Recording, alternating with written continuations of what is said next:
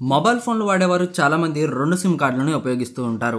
ఈ 2 యాక్టివేట్లో ఉండాలంటే తప్పనిసరిగా రీఛార్జ్ చేసుకోవాలి.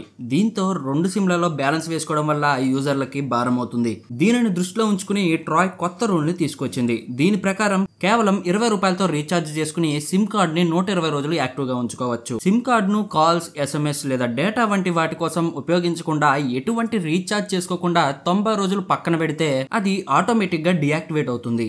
ఆ తర్వాత సిమ్ కార్డును టెలికాం ఆపరేటర్లు వేరే వారికి ఇచ్చేస్తారు. అలా జరగకుండా ఉండాలంటే 20 రూపాయలతో రీఛార్జ్ చేసుకుంటే సరిపోతుంది. Telecom regulatory authority of India నిబంధనల ప్రకారం మీరు 90 రోజులు సిమ్ కార్డుని ఉపయోగించకుండా ఉంటే మీ ప్రీపెయిడ్ బ్యాలెన్స్ నుంచి 20 రూపాయలు కట్ అవుతుంది. మరో 30 రోజులు యాక్టివ్గా ఉంటుంది. ప్రతి నెల ఇలా రీఛార్జ్ చేసుకుంటే నెంబర్ యాక్టివ్గా ఉంటుంది. ఈ కొత్త rule Jio, Airtel, BSNL, Vodafone Idea వంటి అన్ని సంస్థలకు వర్తిస్తుంది. సమయానికి మీరు 20 రూపాయలతో రీఛార్జ్ చేయనప్పుడు గ్రేస్ పీరియడ్ 15 రోజులు లభిస్తుంది.